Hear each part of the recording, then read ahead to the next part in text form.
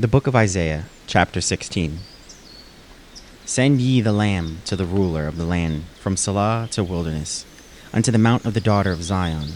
For it shall be that as a wandering bird cast out of the nest, so the daughters of Moab shall be at the fords of Arnon. Take counsel, execute judgment, make thy shadow as the night in the midst of the noonday. Hide the outcasts, bewray not him that wandereth. Let mine outcasts dwell with thee, Moab. Be thou a covert to them from the face of the spoiler. For the extortioner is at an end, the spoiler ceaseth, the oppressors are consumed out of the land. And in mercy shall the throne be established, and he shall sit upon it in truth in the tabernacle of David, judging and seeking judgment, and hasting righteousness. We have heard of the pride of Moab. He is very proud, even of his haughtiness, and his pride and his wrath, but his lies shall not be so.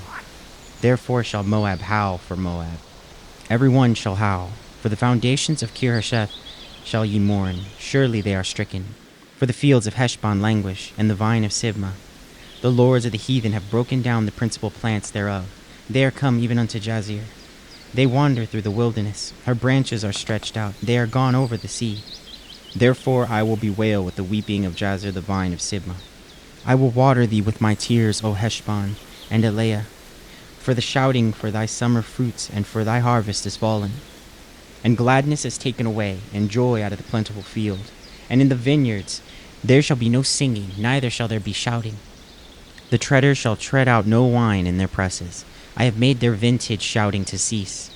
Wherefore my bowels shall sound like a harp for Moab, and mine inward parts for Kirheresh.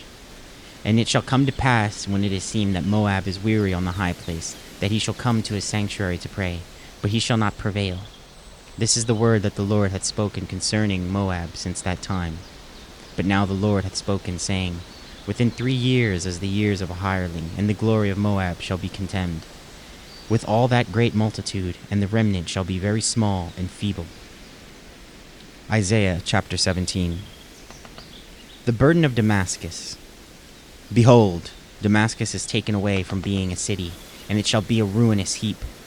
The cities of Aroer are forsaken, they shall be for flocks, which shall lie down, and none shall make them afraid. The fortress also shall cease from Ephraim, and the kingdom from Damascus. And the remnant of Syria, they shall be as the glory of the children of Israel, saith the Lord of hosts. And in that day it shall come to pass, that the glory of Jacob shall be made thin, and the fatness of his flesh shall wax lean. And it shall be as when the harvestman gathereth the corn, and reapeth the ears with his arm. And it shall be as he that gathereth ears in the valley of Rephaim. Yet gleaning grapes shall be left in it, as the shaking of an olive tree. 2 or 3 berries in the top of the uppermost bough, 4 or 5 in the outermost fruitful branches thereof, saith the Lord God of Israel. At that day shall a man look to his Maker, and his eye shall have respect to the Holy One of Israel. And he shall not look to the altars, the work of his hands, neither shall respect that which his fingers have made, either the groves or the images. In that day shall his strong cities be as a forsaken bough, and an uppermost branch which they left because of the children of Israel. And there shall be desolation, because thou hast forgotten the God of thy salvation, and hast not been mindful of the rock of thy strength. Therefore shalt thou plant pleasant plants, and shalt set it with strange slips. In the day shalt thou make thy plant to grow, and in the morning shalt thou make thy seed to flourish. But the harvest shall be a heap in the day of grief and of desperate sorrow. Woe to the multitude of many people, which make a noise like the noise of the seas, and to rushing of nations, that make a rushing like the rushing of mighty waters. The nations shall rush like the rushing of many waters, but God shall rebuke them, and they shall flee far off, and shall be chased as the chaff of mountains before the wind, and like a rolling thing before the whirlwind.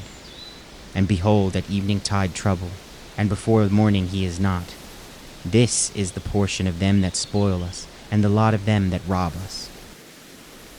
Isaiah chapter 18.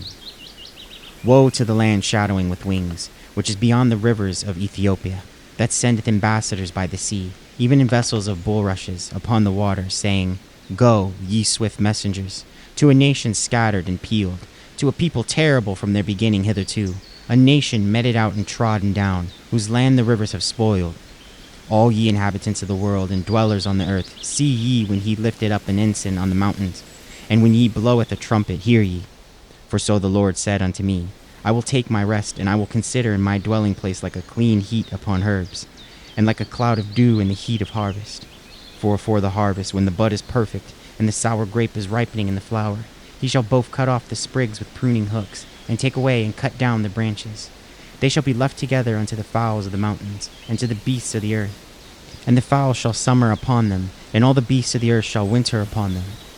In that time shall the present be brought upon the Lord of hosts of a people scattered and peeled, and from a people terrible from their beginning hitherto, a nation meted out and trodden under foot, whose land the rivers have spoiled, to the place of the name of the Lord of hosts, the Mount Zion.